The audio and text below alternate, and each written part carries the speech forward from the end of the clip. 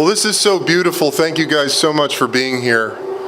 This is really a very special evening that we've been looking forward to for a while. My name is Evan Britton. So who are these people that we're going to have a conversation with here tonight? One, many of you probably already know, but this first one, Mr. Sadhguru, is a yogi, a mystic, and a visionary. Named one of India's 50 most influential people. In February 2017, Sadhguru was the recipient of the Padma Vibhushan Award by the Government of India, the highest annual civilian award accorded for his exceptional and distinguished service. As you can see from that video, he's ignited incredible movements for our environment, and his work is incredibly important in this day and age. Established in 1992, his Isha Foundation, a nonprofit, volunteer-run organization operating in more than 300 centers and supported by over 9 million volunteers worldwide, offers powerful yoga programs for inner transformation and inspiring social outreach initiatives. I highly recommend his New York Times best-selling book, Inner Engineering, which provides incredible insights into the ancient yogic sciences, making them incredibly relevant and easily digestible for our contemporary minds, while offering powerful methods for self-transformation. It's an honor to be able to sit up here to moderate this conversation. So if you will now welcome Sadhguru.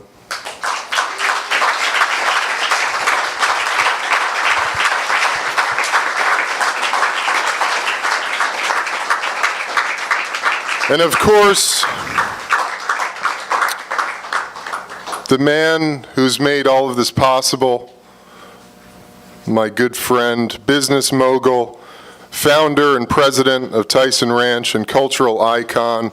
Tony Robbins once called him the ultimate redeemer, a man I am privileged to call my friend, Mr. Mike Tyson.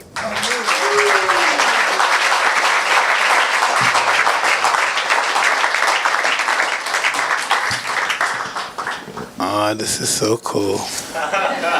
This is pretty awesome. So I believe Sadhguru would like to start with some chanting. I need to cross my legs, otherwise my brains won't work.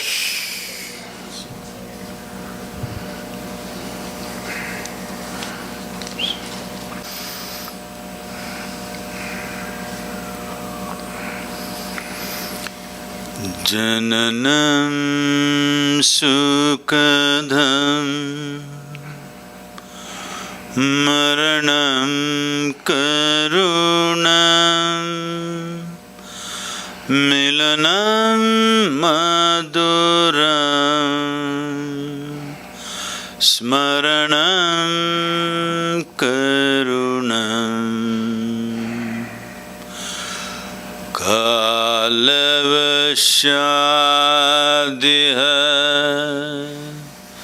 sakalam karunam samayadipate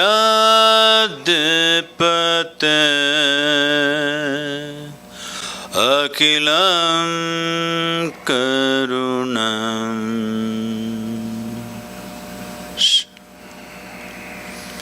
Namaskar. Good evening, everyone. Good evening. That was amazing. Oh, man. Thank you. The only way out is in. Yes, truly, I believe that. Why you got a big voice and my microphone is not working? Oh, he just has the great voice, this guy. Too. Great voice. Great voice.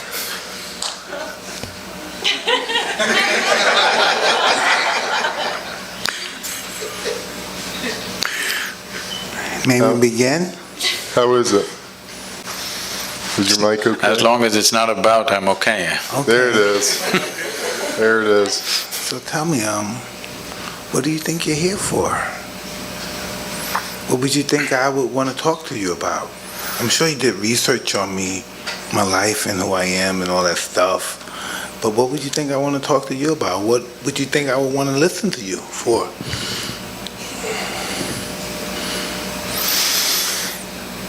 Toughest guys in the world get beaten by life. Yeah. You said that was easy, huh? That was so easy, huh? Wow. All my life I thought I was this tough guy. Even recently I was talking about if they say something I'll blow the back. And I do all this stuff all my life because I'm afraid. And if you tell me what I'm afraid of, I can't even tell you what. Why am I afraid? I'm successful. I had some hard times, but I came back. But why am I afraid? Mm-hmm. We need to understand this. This has been hugely misinterpreted and misunderstood on various dimensions, whether it's fear or love or anger or joy. We need to understand it's not about something, it's by itself. It is not that there must be something that you must be afraid of. It is not that there must be somebody that you are in love with. It is not that you are happy about something or miserable about something. You can be simply miserable. Hello? Thanks. Or you can be simply happy. You can simply sit here just by yourself and be very loving. You can sit here and be terrified about nothing. Because human experience is not created from outside. Human experience is happening from within. So what happens from within may sometimes find outside stimulus, but you can work it even without external stimulus. Hello? All of you are experts, aren't you? Without any external stimulus, you can create pain, you can create joy, you can create misery, you can create anger, love, fear, whatever you want. Because the seat of experience is within you. Only thing is you are not sitting there, you're crawling around it. You're supposed to be sitting there on the seat. If you were sitting on the seat of your experience, you would decide what should be the nature of your experience. Right now, because you're crawling around, something happens accidentally. We find an excuse. It's because of this guy I'm suffering. Even if he's not there, we would find somebody else. Hello? If that guy is not there, we'll find somebody else. If that is not there, we'll find something else. So, this is not about something. This is about that you have not taken charge of the seat of your experience, that's all. You just need an excuse. And the world will, of course, the world is quite enthusiastic about providing you the excuses. It will. They will provide lots of excuses. But believe me, if you were alone in the desert, you would still go through all these things without anybody around you, without any threat to your life. Yes or no? So, this is the fundamental flaw with life. Instead of fixing myself, I want to fix the whole world. Well, do what you want.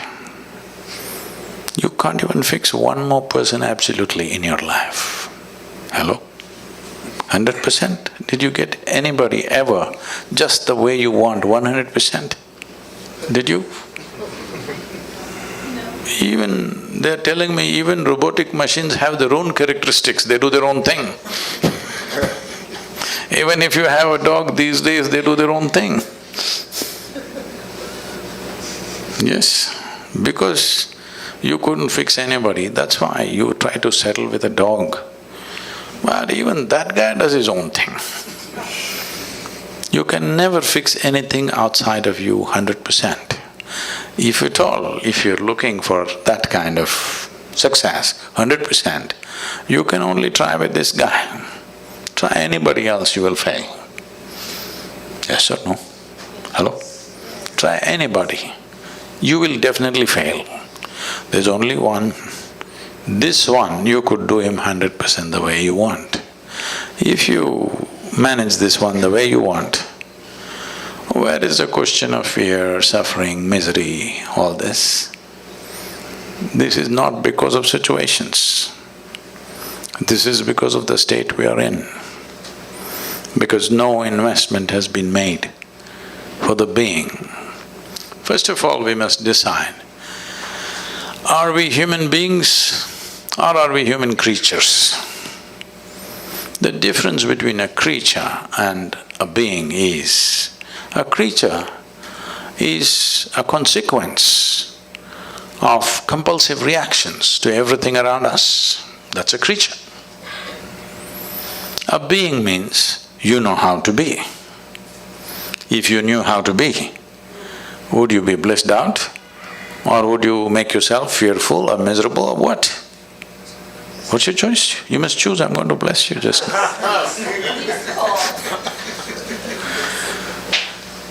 Definitely, highest level of pleasantness, isn't it, for yourself? What you want for your neighbor may be debatable, but what you want for yourself is very clear, highest level of pleasantness. Why such a simple thing is not happening? It is not happening because, we gave you a very complex machine. Peak of evolution on this planet is you. If you were an earthworm, you wouldn't have these problems. Just eating, sleeping, reproducing, dying, you are fine. You're doing great as a creature. But you became human. Now it's a very complex machine. But you don't even bother to read the user's manual. Simply somehow you want to do it. Such a complex machine, if you try to do it somehow, accidentally, oh, it will cause much pain. Unable to bear pain, most people have given up on joy and moving towards pleasure. You must understand this. The need for entertainment and pleasure in the world has increased simply because there's no joy. If really human beings were joyful, they would not need so much entertainment and pleasure in their life. Pleasure becomes a compulsion when there is no joyfulness, and if you don't cause pleasure with something or the other, pain is just waiting in the background, just there. So, fear is not about something. Fear is just your inability to manage your thoughts. They are running away ahead of you. Fear is always about something that's yet to happen, isn't it? Yes. So that means you are suffering something that does not exist. If you suffer something that does not exist, there are medically very bad terms for that. It's not about one human being, it's just literally 99% of the human population is in this condition. Different levels maybe, but 99% of the human population is in this condition. They are suffering things which do not exist. What happened 10 years ago, they still suffer. What may happen day after tomorrow, they already suffer. What happened 10 years ago does not exist right now. What may happen day after tomorrow does not exist right now. But things that don't exist, they suffer simply because two major faculties that you have which sets you apart distinctly from other creatures is, you have a very vivid sense of memory and a fantastic sense of imagination. These two faculties, which are the best things you have, this is what most human beings are suffering. They are suffering their memory and they are suffering their imagination. These are the greatest tools you have. So what should have been the most fantastic well-being? When I say well-being, you know Charles Darwin, that guy, the English guy? Hello? He said, all of you were monkeys, not me. That all of you were monkeys and you became human. So, essentially, on this planet, you're the peak of evolution. You agree with me or no? Yes. So if you are the peak of evolution, that means you have come with the highest level of faculties. Because there are so many possibilities of being human, because your life is not fixed like that of a creature. When I say not fixed like a creature, for every other creature, nature has drawn two lines within which they live and die. The reason why an animal's life looks so much simpler and better is because there are no possibilities. So what human beings are suffering is their possibilities. If you destroy the possibilities, you will also be fine. If you want, we can have a portion of your brain removed. You will be so peaceful, you will not know fear, you will not know suffering, you will not know anxiety, you will not know nothing. Yes. All we have to do is take away the possibilities. With the possibilities, the problems are also gone. So right now the problem is the fantastic possibilities that have been invested in us. So to take away the possibilities, either we can remove your brain or we can soak it in whiskey. Both ways you can do it. You take away the faculties, then you're okay. So,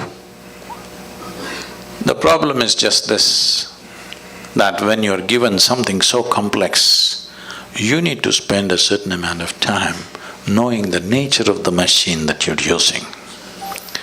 See, some people are handling these cameras. That's not a spacecraft. It's a simple enough machine. But I'm sure these guys have spent years trying to know it the best. Just any of you get there and do it, what'll happen out of it? Just see a simple machine like a camera. Yes or no? Somebody invested their life. The better they know it, the better they use it. Is it so? Hello? Yes. Why is that not true with this? The better you know this, the better you use it, isn't it? So if you know it really well, people say you're realized.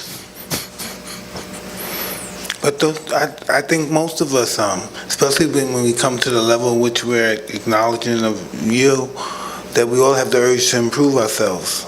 No, they should not improve themselves. Why? Because fear also may improve, misery also may improve. It's happening to a lot of people. See, why did we invent this idea of education? 20-25 years of investment of life. Nearly 1/3 of effective human life is invested in school and college for most people. So tell me, are educated people more joyful and fantastic compared to uneducated people? No, but that's not the only way to improve yourself. I don't only look at that in improving yourself, that's just… No, I'm saying that was the idea behind it, isn't it? I don't know. I mean, it's talking about it from far from a human perspective to reach your highest potential until you manufacture, you don't even exist anymore. No, I'm saying improvement as an idea is not a good idea. What you need is realization, that you realize what is the nature of your existence. From that, you do whatever. If it's a physical activity, you can improve. You can improve how you're doing something in the world, but you cannot improve this one. It's a fake thing. If you realize everything is settled, otherwise anyway it's a struggle. When situations are good, you pretend that you're improved.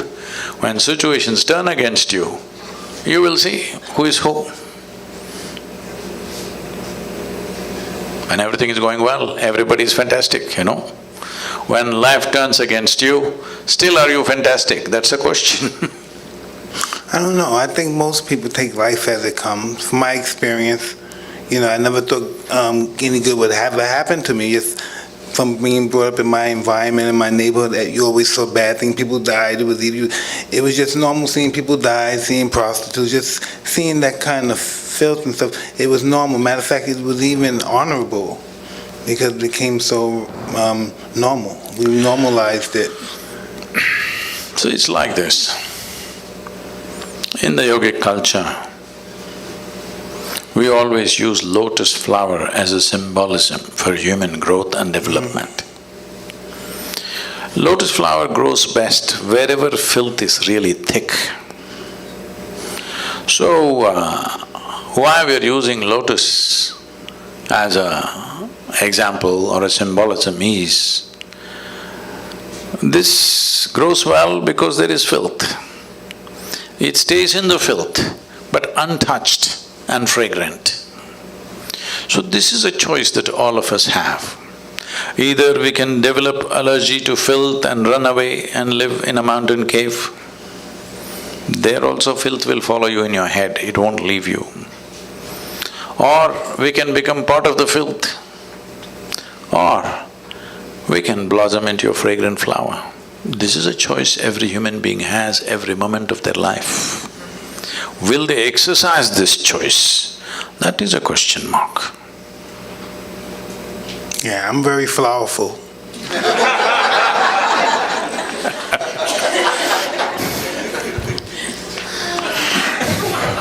Right? Definitely, man. You definitely are. Sadhguru, how does one begin to read the user manual? So, user's manual means there is a systematic way of observing simple things. When I say simple things, it is a fact that what you call as myself right now is largely the physical body. This is an accumulated dimension of who you are. You gathered it over a period of time, isn't it? It's a food that you've eaten, it's just slowly gathered. So this is called as Annamaya Kosha, that means this is a food body. So what kind of food you're putting into your system has a consequence. Well, everybody may grow up like that, but the question is it fulfilling the purpose of being a being, human being, not a human creature? Is it supporting your nature of being a human being? That's a question. Well, when it was a question of survival, we ate whatever came our way. That's a different matter. But now survival is taken care of, it's a time that we need to pay attention. If we want to be human being, what kind of body should I possess? Will it support my being or will it make me into a reactive process? All creatures, nothing wrong with them. You take a tiger or an elephant or a snake, nothing wrong with them, they're perfect creatures. Only thing is limited possibilities, isn't it? Hello? What else is wrong with them? Nothing is wrong with them, they're just fine. It's just that limited possibility. You got promoted to be a human being, this simply means enormous possibilities. If possibilities are not harnessed and explored, you have enormous problems. What you are experiencing as problems are actually possibilities nudging you to explore. When you don't, they will freak you, and they should, because otherwise you may slip back in the evolutionary scale. It can happen to any human being. So, one thing is the physical body. Of course, you have a thought process, you have an emotional structure, or let's say the psychological scape. Mind is not just in one place. Every cell in the body has its own intelligence and memory. Actually, in every cell in your body, there is more memory and more intelligence than your entire brain put together. Even million years ago, how your forefathers were, even their skin tone, your body still remembers, isn't it? So the amount of memory that is there in every cell in your body is far bigger than what you hold in your mind. Even if it comes to the complexity of what every cell, the activity that it's performing, your brain is nowhere capable of managing that. So, we don't see intelligence or mind as one place, the entire body. So this is a body of intelligence. Because people have gotten trapped in their own thought process, they think intelligence is only here. This entire system is full of intelligence, isn't it? Do you know how to manage your kidneys? I'm asking you. You know. Drink a lot of water. No liquor. That doesn't solve everything. Oh, man. Many water drinkers have died too soon. I'm asking, the complexity of any one organ, are you able to manage consciously? No. It is Why so… do we believe we can, though? Huh? Why do we believe we can? Because we are full of bullshit. Yeah. We're pretty delusional, pretty much. Yes. Everything that we do not know, we want to believe. We are still not straight enough to come to this place. What I know, I know. What I do not know, I do not know. Whatever I do not know, I believe. Well, you can bull yourself like this for some time. Because, can I tell you a joke? Yeah, please. It's getting too tense here.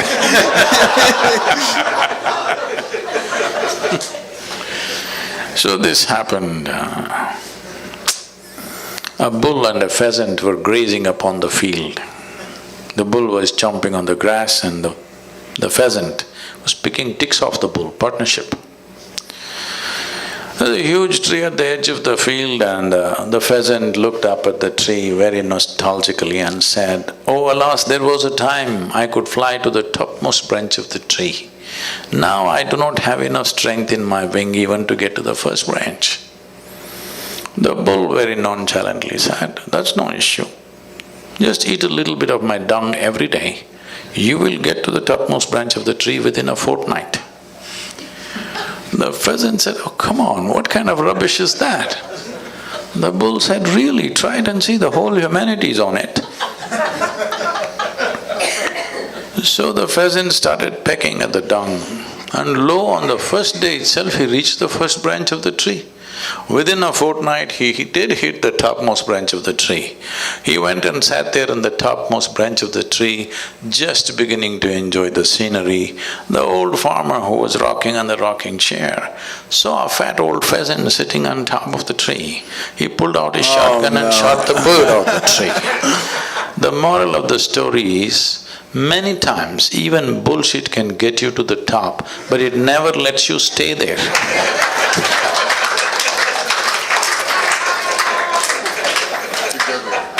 So people are trying to bull themselves into well-being. Somehow, tell yourself funny, fanciful things and feel good for some time, but full of fear. So full of fear. The entire humanity is full of fear because they're flying on bullshit. Unfortunately, they create all kinds of authorities which will dish out this bullshit.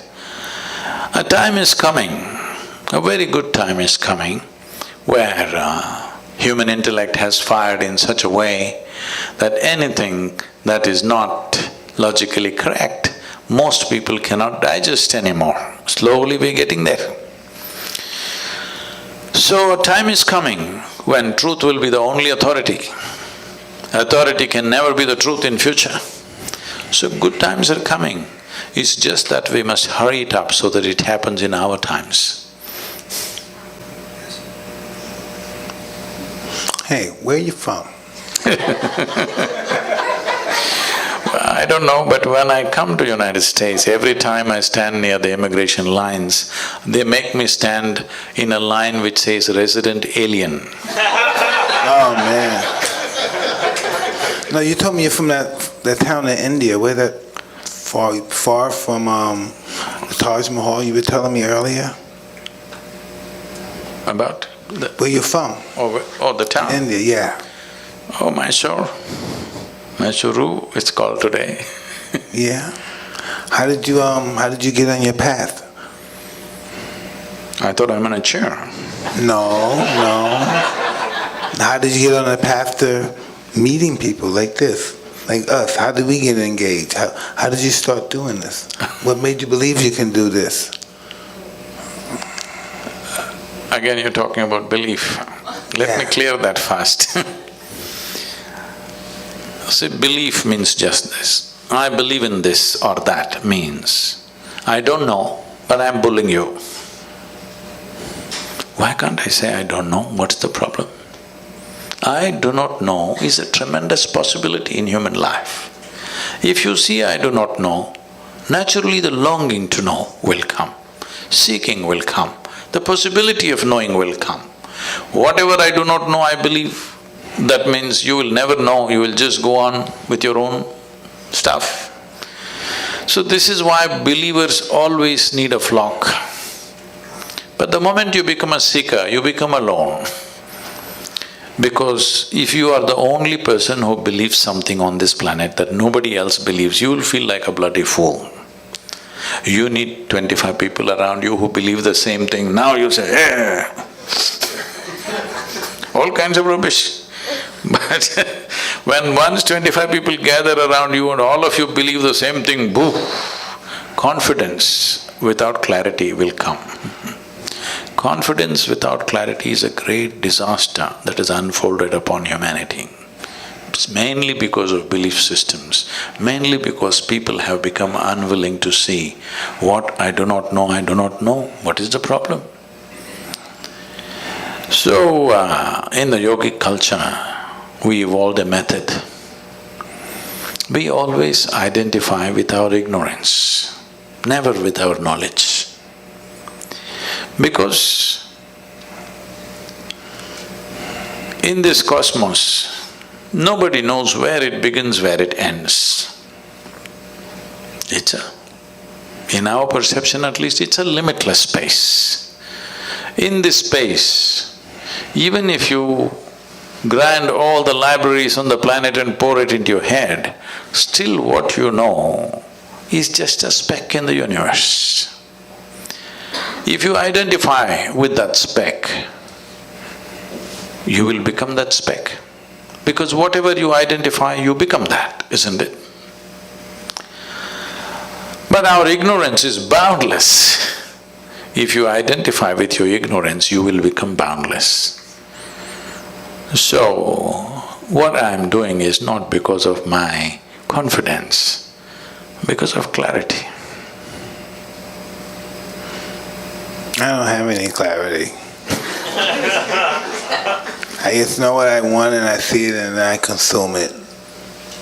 But I don't look at it from a clarity perspective, I don't look at it from a educational perspective. I just know I have to have that in order to establish my life the way I would want it to be. I just don't have no understanding of it. I just know it has to be possessed by me in order to function the way I would like to function. See, clarity is on various different levels. Well, you've been in a sport where if you did not see things clearly, you were down, licking your own sweat and blood. There was clarity, otherwise it wouldn't work. The clarity of why I'm existing, not the clarity of why I'm fighting. As a child… No, I'm just saying, clarity is at different levels. Yeah, exactly. I'm saying, any sport for that matter, without clarity you wouldn't be able to function. So, without clarity, there is no successful action in anything. Now, if we are talking about clarity about life itself, have we paid attention to life, first of all? First of all, where is life? These days, if somebody says, my life, you will have to sieve through many things. They may be talking about their dog. They may be talking about their husband and wife. They may be talking about their children, they may be talking about their career, they may be talking about their wealth, they may be talking about their car. We don't know whether they may be talking about their property, their home. We don't know what they're talking about when they say, my life. So let me make this very clear. You have a body, you have a thought process and emotion. But to have all this, fundamentally you're alive, isn't it? You're alive with many accessories. But right now the accessories have become larger than the life itself. Once the accessories become more important or significant than life, then of course everything is topsy-turvy. If you have to walk on your head, it's difficult of course, because that's not the way life is designed. If you were designed to walk on your head, it would be okay. But you're not designed to walk on your head, you're trying to walk on your head, it's hard. If something happens, people suffer. If nothing happens, they will suffer. If they're poor, they suffer their poverty. You make them rich, they'll suffer the taxes. They're not educated, they suffer that. Put them to school, endless suffering. Not married, they will suffer that. Get them married. I did not say anything.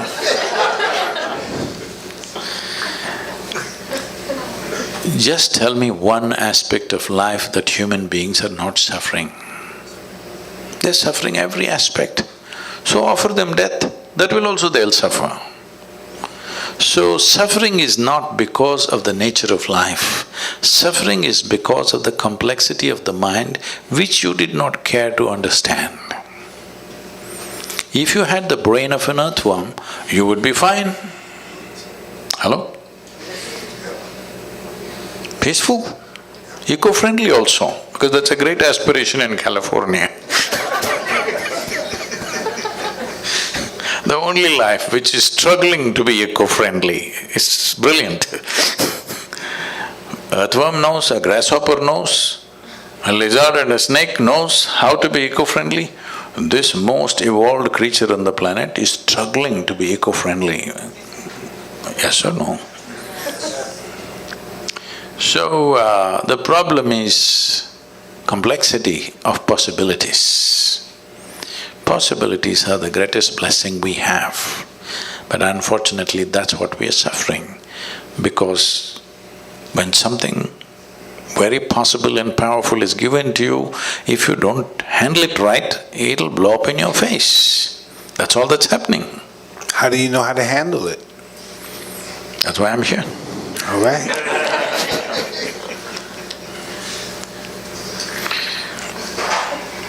It's not that…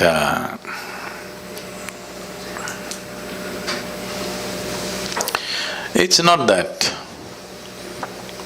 if… let me put it this way, if… because of the number of things that I do across the world, more things are going wrong with my life right now than any of your lives, okay? Really, too many things.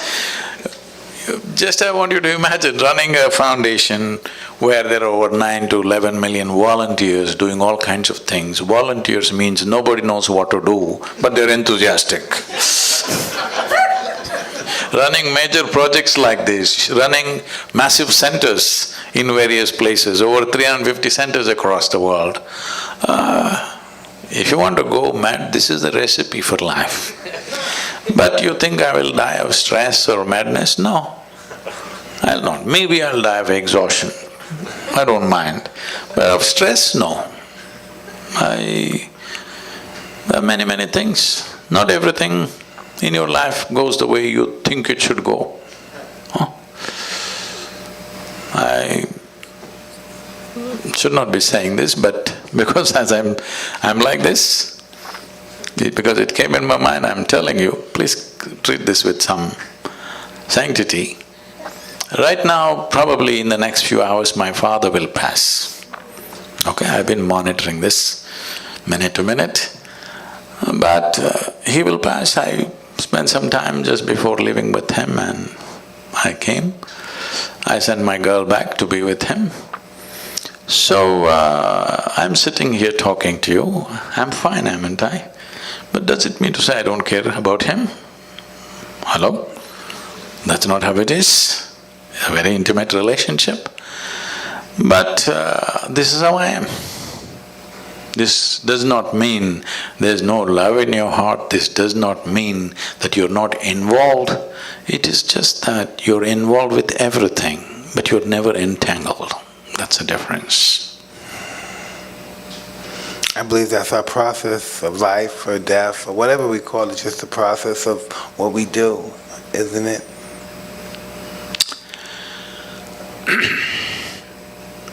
See, the most compulsive thing in most human beings is they want to draw a conclusion about everything. Because without drawing conclusion, they will not feel confident about anything in their life. They must draw a conclusion. Oh, she's good. Oh, she's okay. She's not okay. He's all right. That's so not good. I love this person. I hate this person. This is my friend. This is my enemy. Every kind of conclusion. Conclusion means, essentially, what is the conclusion of your life? Death, isn't it? Every time you conclude, in some way you die, you must know this. You know, I can take you back. Are there religious people? Hello? Are you? Religious people?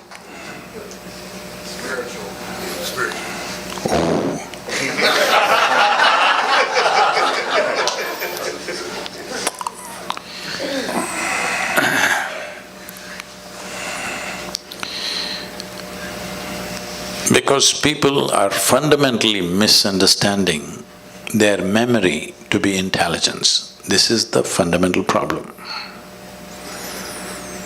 Our education systems are designed like this, religious processes are designed like this, largely society is designed like this.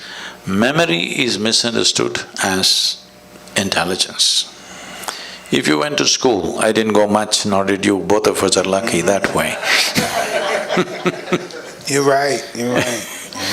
But when I went to school, what I saw was people memorize everything, and on a specific day, which is called examination day, they'll go and puke it there.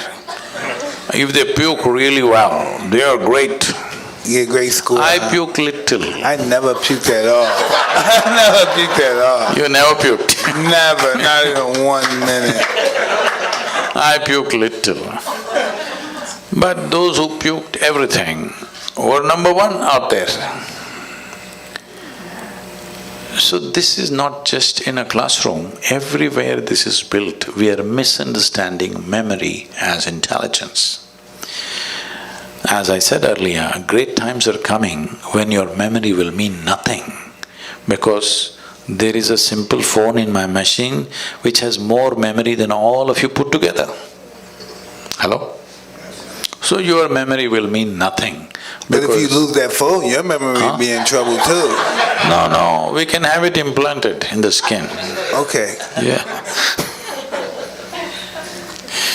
So, what we thought as great value, I wanted to understand how this world has been built, these civilizations and cultures have been built. There was a time when nobody could read, all right? So one guy comes and he opens one book, he's got only one book all the time. Well, if you read 10 books, you become a scholar. If you remember 10 books, people say you are a PhD. If you know one book, you become a representative of God. How's this? Forever it's been happening, this will not work in the future. Because my phone will recite all the scriptures put together at one time. Yes, it will. Yes or no? Just because the guy knew how to read, he was acting like a representative of God. Suppose I came to California 1,000 years ago on a bicycle, when nobody had seen a bicycle, you don't know what it is. I came riding on these two thin wheels. Wow! I came and parked here and said, I've just come from heaven on this special God-given vehicle. You would all bow down. So after I finish my whatever bull with you, when I want to go and rest, I take away the front wheel and sleep on it, because if any of you learn how to ride, then my heavenly status will go. But a local brat who's good for nothing took this bicycle with single wheel and started riding it all over the place. Now I'm in trouble. This is happening. The Google lady will recite every scripture that you want. We don't know who the hell she is but she can tell you anything you want. She will tell you the meaning also, interpretations also, yes or no? So, just in many ways, because human beings by themselves did not do it, because people did not do it consciously, I think in many ways the technological developments are going to end.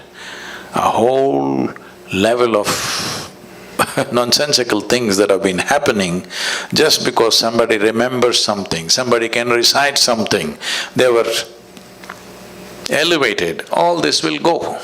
Very good times. But in the meantime, when one level of what we believed collapses, and before you attain to clarity, there is a danger. One thing that's happening is, in the world, heavens are collapsing. 100 years ago, how many people believed they are going to heaven? And today, how many people believe they're going to heaven has come down dramatically, isn't it so? So, is it okay? Good, yeah. Real good. This happened in Alabama. Well, a Sunday school teacher was going full fire. This is Alabama. Full fire. Unfortunately, the audience were not like you, they were all tiny tots. Catch them young policy. In his rhetoric, he stopped and asked, what do you have to do to go to heaven? Little Mary in the front row, she's always in the front row, said, if I scrub the church floor every Sunday morning, I will go to heaven. Absolutely. Another little girl stood up and said, if I share 50% of my pocket money with my less privileged friend, I will go to heaven. Correct. Another little boy stood up and said, if I help those who are in need, I will go to heaven. Correct. Little Tommy in the back bench stood up and said, you gotta die first.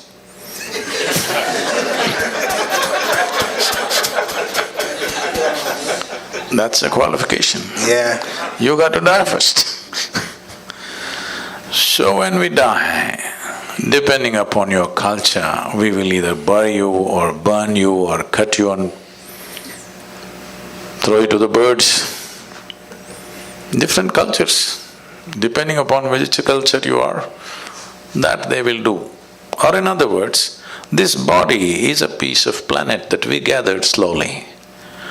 It's good you put it back. I heard that Americans these days are not putting it back anymore. They're building a concrete grave and an aluminum casket. Even when you're dead, you don't want to be eco-friendly. What is this? At least when we die, we should put this goddamn body back into the soil. Absolutely. That's where it came, that's where it should go. But even that they're not doing. Huh? And let the bugs eat it. Some people are planning to take it to Mars. Anyway, you left your body here and went to heaven. What is in heaven? You know what's in heaven? You don't know? You should know these things. In the Hindu heaven, Food is very good. Good food. Indians,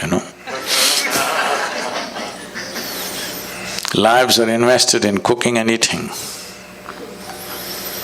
In the other place, there are white gown ladies floating around in the clouds. If you like that kind of ambience, you can go there. In another place, you will encounter virgin problems. If that's what you're looking for, that's fine too. Only problem is, you went to heaven without a body. What do you do with good food and virgins, I'm asking? Hello? These are all problems you have when you have a body. Once you don't have a body, what do? Food, if you put it here, it'll fall down. Hello? No, if you ask these questions, heavens will collapse. Heavens are collapsing. I think nearly 70% of the heavens in human mind has collapsed in the last 50 years. What do you think? Huh? And anyway, let me ask you this. Do you have any proof that you are not already in heaven and making a mess out of it? Do you have any proof? You're already in heaven, but making a mess out of it. Tell me, if you just change the geography of your existence, will everything about you change, I'm asking you? Hello? If you move from one place to another, you think everything will change?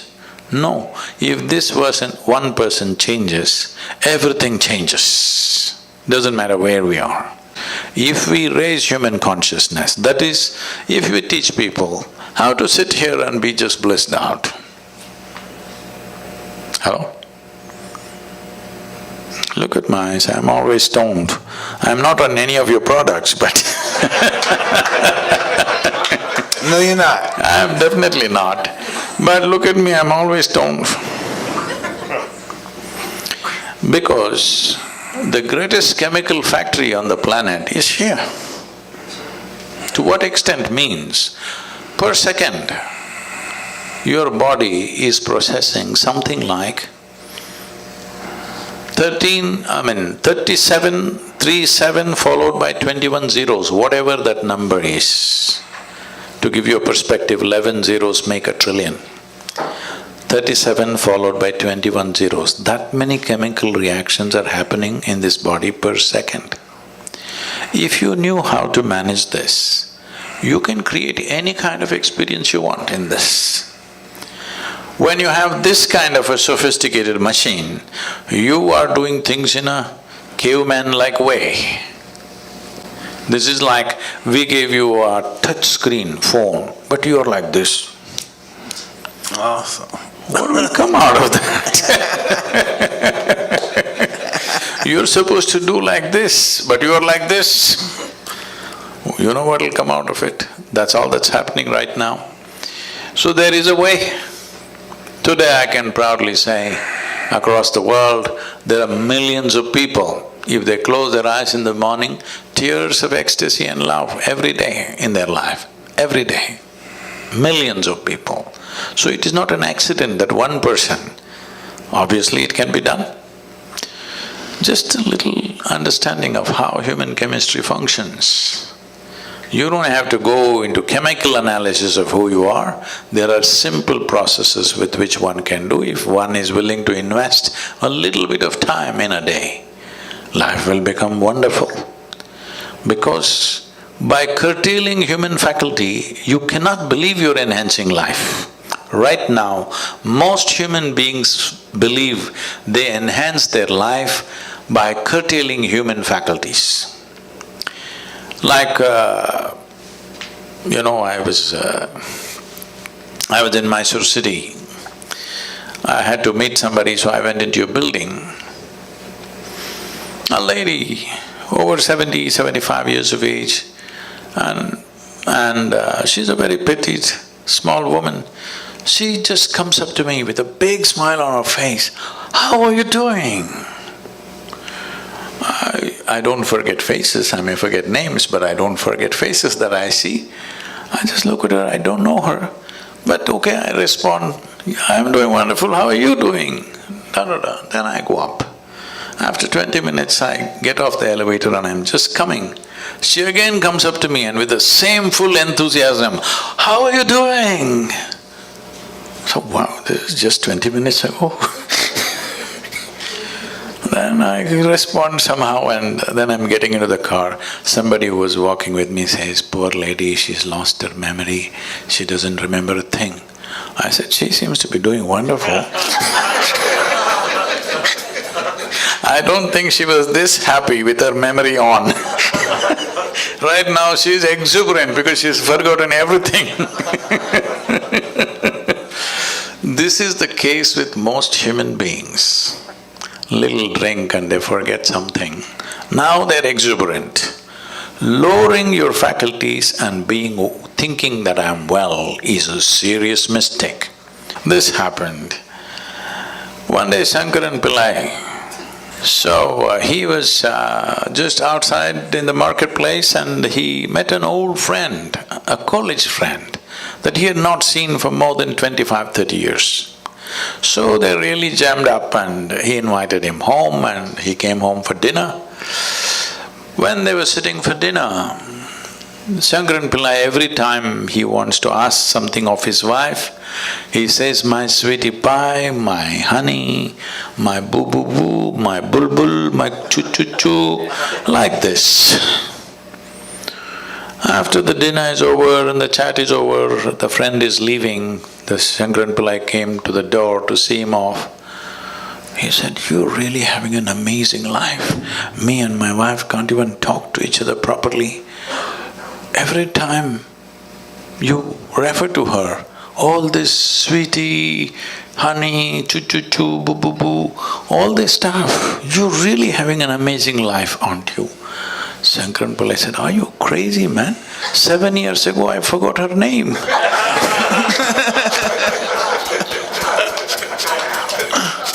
Oh no. So many people are well only when they lose their faculties because their problem is of evolution. Their problem is just that they got upgraded and they don't know how to handle it. So tell us, how many children do you have? How many children do you have? I know you spoke of a daughter.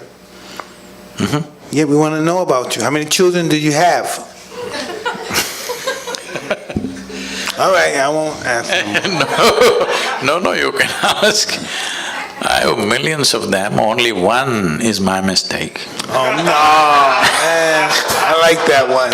I like that one. I have many, but only one is my mistake. Okay. Hey, this is really an awesome meeting. I can't even believe you're here. I'm just still in a daze. I'm just really happy to have you here with me and my friend Eben. This is really almost like a dream come true. We saw you and we were just in the stage of just reasoning with enlightenment, and we saw your story, how you became, one day you came and you fainted and you thought you were there for an hour and you were there for like 14 hours. That's my story. Didn't that happen to you? Yeah, so I thought that was amazing, and so I stayed. I'm a great fan, and I stayed following you. And then I was talking to Eben, and I would say, Eben, you think we could ever get him down here? You think he'd come down here and talk to us? We never believed you would do it, and now you're here. That's just, man, so mind-boggling. Thank you, really. So now that you asked this question, how to do the real-user's manual, about on 27th of October was the Diwali festival. It's a festival of lights in India. Because these millions of people have been supporting me, particularly for the river movements that I've been doing in India. 162 million people supported the movement. It's the largest movement anywhere in the world at any time.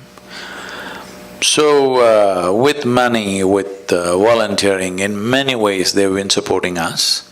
So I thought on the festival day, let me offer them a gift. And I said, on the Diwali day, if you register in engineering online, which normally costs $150 per person, I said it's free on this day for you. Whoa! 740,000 people registered. It's cost me a few $1,000,000 now. Now, how do you feel about that?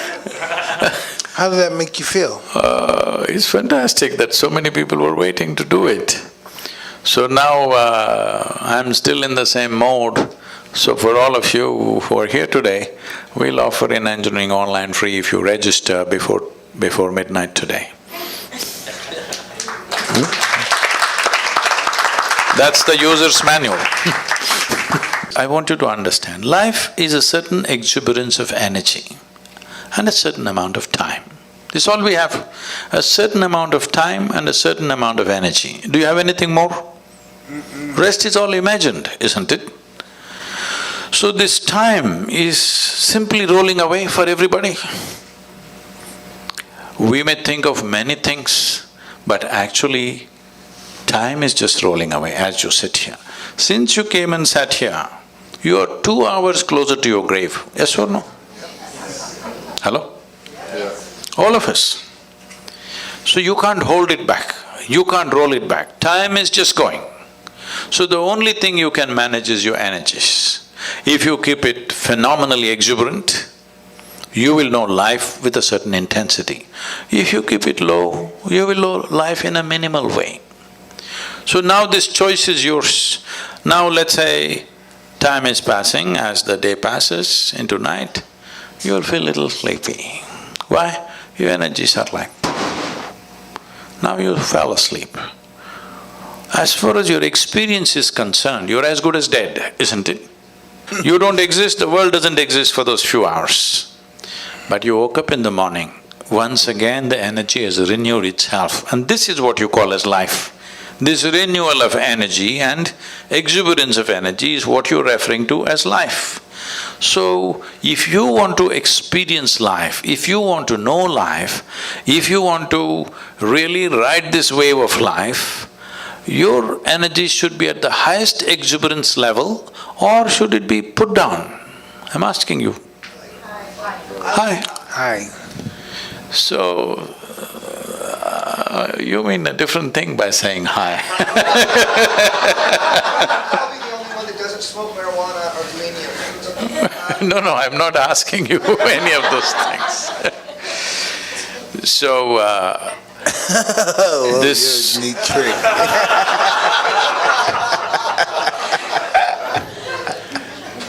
It is just that most people need all the time looking for rest, vacation, break from everything, simply because they don't know how to manage their thought and emotion. I see in the United States, people are saying, thank God it's Friday, because they suffer 5 days and they're going to enjoy 2 days. Life is not going to work like this. Life cannot work like this. If you do not know how to be joyful, then you're only looking for pleasure. If you were joyful, pleasure wouldn't matter because you're just joyful.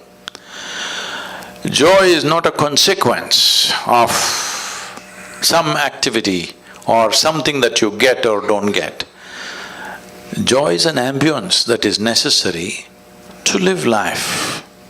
If you do not know how to be peaceful and joyful, well, you cannot even enjoy your dinner tonight, isn't it? Hello? Can't enjoy a walk on the street. Can't enjoy the few people who are around you. You cannot enjoy anything, you need all kinds of stimulus to find a little bit of pleasantness within yourself. When I say pleasantness, let's understand this. If this body becomes pleasant, we call this health. You want this or no? Yes. You must choose, I'm going to bless you. Yes. You want this body to be pleasant or no? Yes, yes. If it becomes very pleasant, we call it pleasure. If this mind becomes pleasant, we call it peace.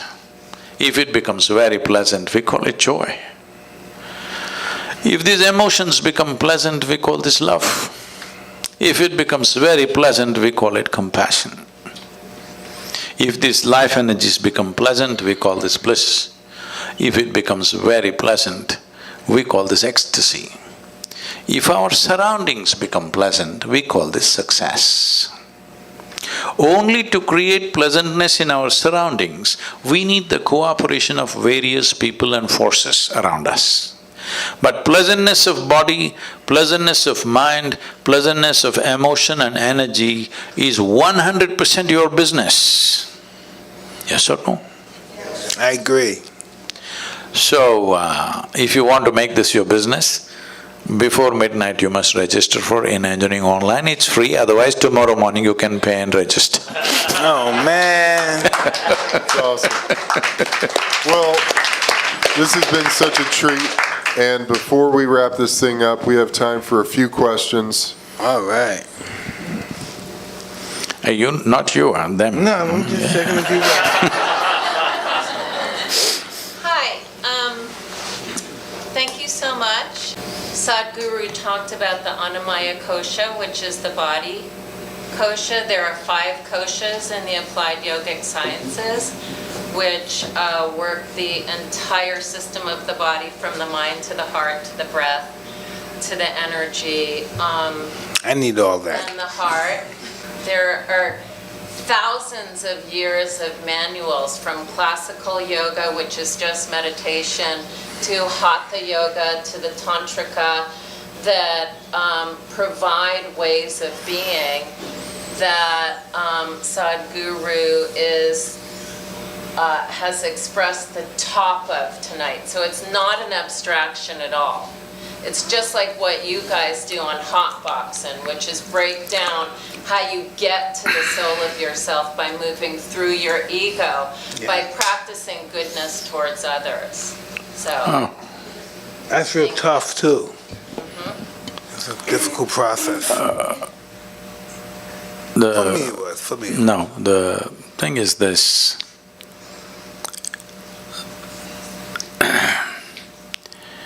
Well, just to explain this, Sadhguru means an uneducated guru. He is not a PhD in all these things. He is unread. I don't know any books. I just know this piece of life from its origin to its ultimate nature. If you want to know life, the only life that you can know is this life. You cannot know another life because you can only experience this one. Can you experience something else? You can only experience this life, if at all, if you experience.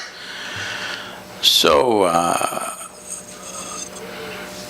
if you want scholarship, there are many things. But if you want realization, in is the only way out. He's already been espousing that. If you want scholarship, if you want PhD in spiritual process, that's a different matter, it's an academic stuff. But if you want realization, in is the only way out. Why do you think there are books about life? You should read a book about life only if you are not alive. Suppose you are not alive, then to know about life you must read a book. When you are the life, hello? The only thing that you need to do is turn inward. Inward means what? Right now the only way you are perceiving anything is through the 5 senses of seeing, hearing, smelling, tasting and touching. This is the way you know the world. None of these things are geared to turn inward. You can't roll your eyeballs inward and scan yourself. You can hear this, but you can't hear so much activity that's happening here. If an ant crawls upon your hand, you can feel it. So much blood flowing, you cannot feel it because the sense organs are essentially outward bound. So, to turn inward, you need a different faculty. To activate that, to engage in that is the most important thing because life is very brief. Only miserable people have a long life. If you're joyful and exuberant, it's a very brief life.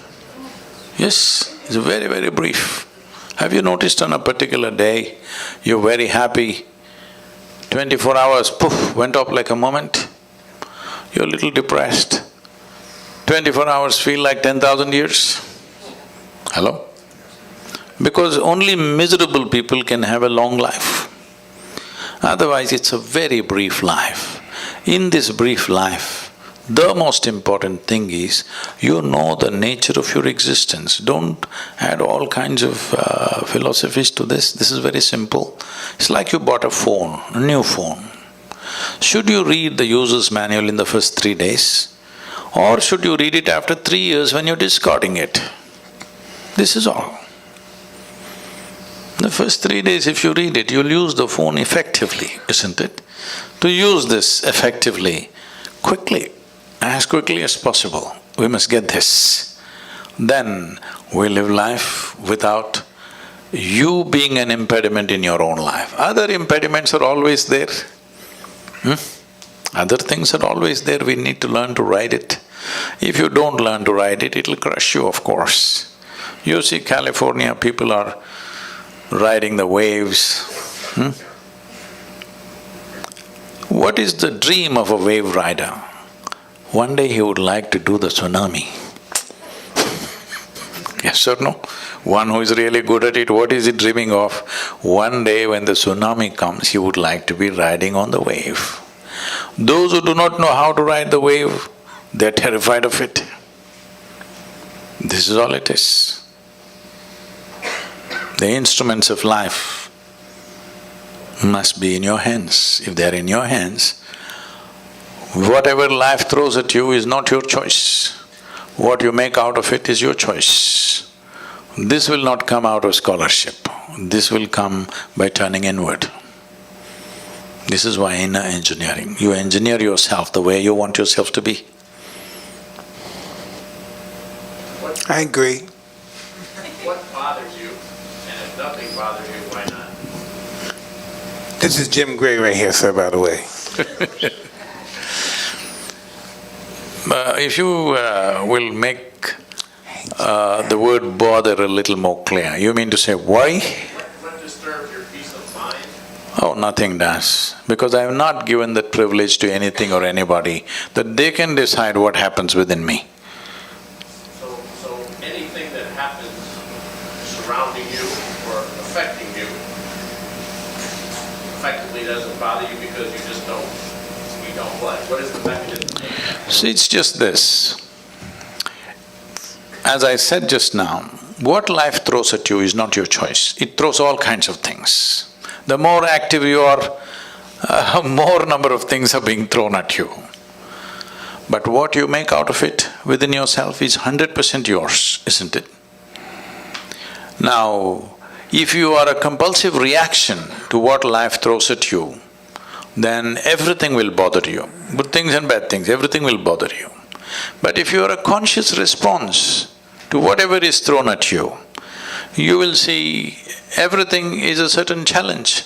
Some we can handle, some we don't know how to handle. Some situations we know how to handle, some situations we don't know how to handle. So, are you a Superman that you know how to handle everything? No. This is not about being superhuman. This is about realizing being human is super.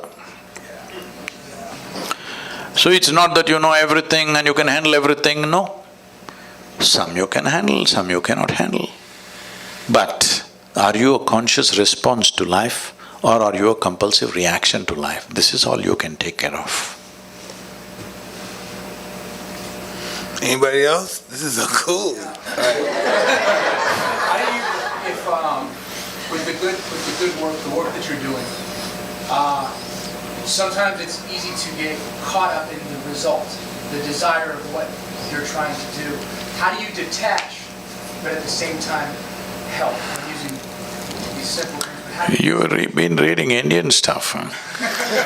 You've been reading Indian stuff. That's why this detachment and all that. Tell me, can you experience anything in this world without involvement? If you're not involved, how will you know anything?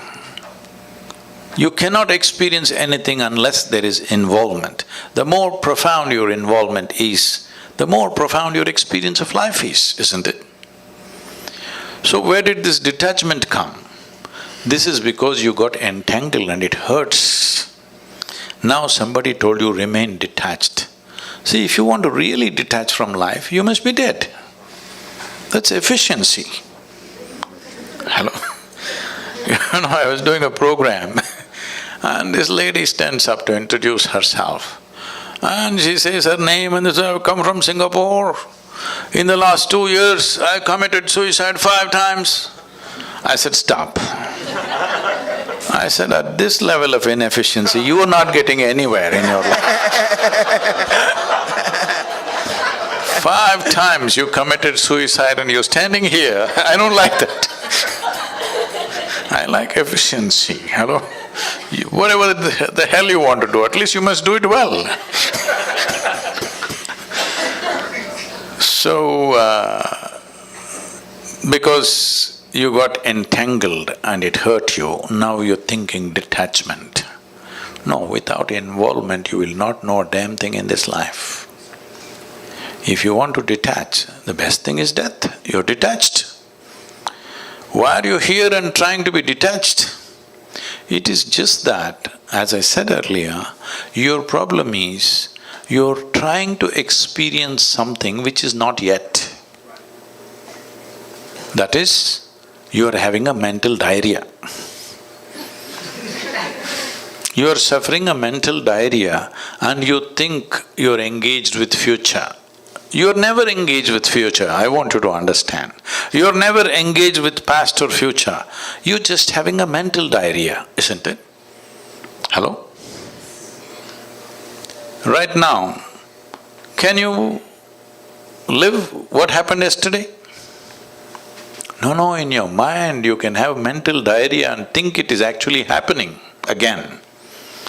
Or can you live what may happen tomorrow? But you can have mental diarrhea and believe that actually you're experiencing it. Because you don't have a distinction between what is psychological reality and what is existential. This is the problem. You are mistaking your psychological drama to be life. Your psychological drama is not life. Right now, unfortunately, a whole lot of human beings have gone into this, they misunderstand their thought and emotion as life. No, it's just your thought and emotion, they're supposed to play the way you want. But you are playing the way they want.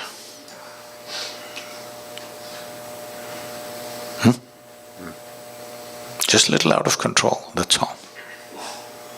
Don't weave a philosophy out of an ailment. I was thinking when you were saying, like on myself, like we almost, let's just go to another perspective. Myself, what's the image of myself? What should be my illusion of myself? No, what should be my illusion of myself just as a human being functioning in the world with life? What should be my illusion of myself? Should I be a nothing or should I be glamorous, magnanimous, powerful? What should I be? See, what social qualities we need to exist here well, let us not misunderstand that as life. This is just little sense. If we are among people, we must be in a certain way, so that it works for you and me.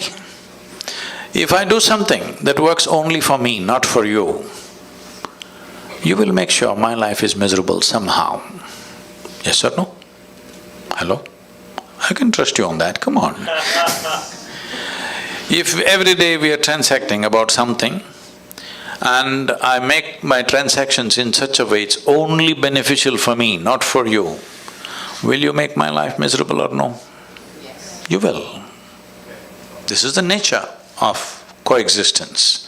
So when we are here together, it's important we function in such a way that whatever we do, it benefits both of us so that this transaction can go on. Whether it's marketplace or marriage, both the parties should benefit, otherwise it'll die, isn't it? So this, do not misunderstand this understanding or this simple sense as human nature. No, this is just simple sense. If you were living in the jungle alone, you would live one way. You live with certain number of people, you will live another way. You live with a large number of people, you live completely different way. This is just simple sense of adapting to the existence we are. So, do not understand this as the nature of your life, no. This is just sense. Some people figure it out early, some people figure it out later, but this is just sense. Well, Thank you. thank you so much, Sadhguru. We're out of time. Out of time. Out of time. But I want to thank you guys again so much for coming. Thank you, Sadhguru, and your incredible team.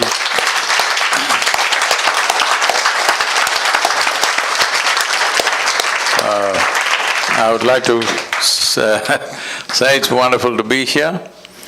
I watched Mike fight way back, and this may sound little off, but at that time, there were no televisions in India. We used to get 8 mm films to play on the wall, project on the wall. So this would go cut like that, you know. He was fighting like this.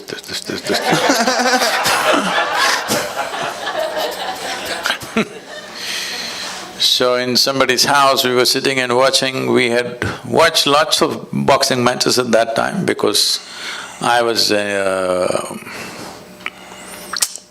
this I shouldn't tell you. I was in my school boxing team. Really? Wow. You struck someone before?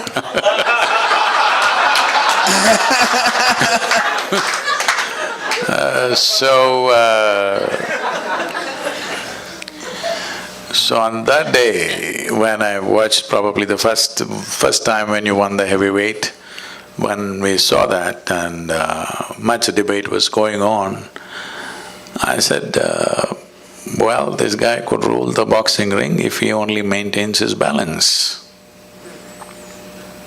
Because I saw a talent which I was just watching your interview today, which I think you're that wonderful man who took you up and transformed a street brat into your champion. Yes, he did. Yes, he did. He did. So he saw the talent too, I'm sure, and that's why he invested himself. It's fantastic. It's just this. Every human being, many things are hidden within every human being. Not everybody, unfortunately, gets the situational opportunities to shine. It's happened wonderfully in your life. Well, other things have happened. Though you came up with utmost disadvantage, you turned that into a phenomenal advantage in some way.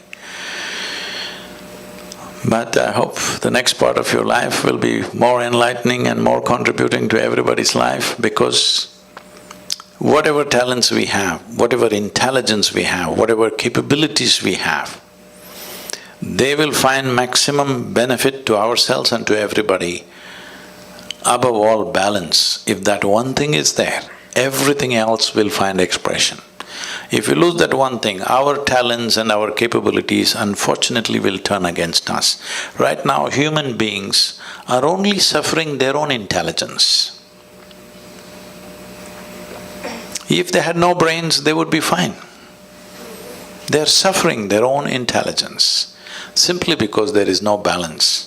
It is time that all of us in some way bring balance to ourselves and to the world around us so that human genius really flows without too much struggle.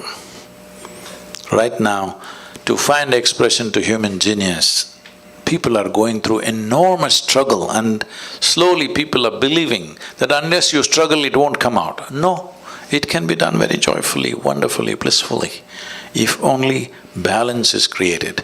So let's invest in this, that this generation and the coming generations are far more balanced within themselves. If this one thing happens, you will see an incredible generation coming up. Let's all be a part of making that happen, considering being born in an extreme disadvantage and how you turned it into what you did.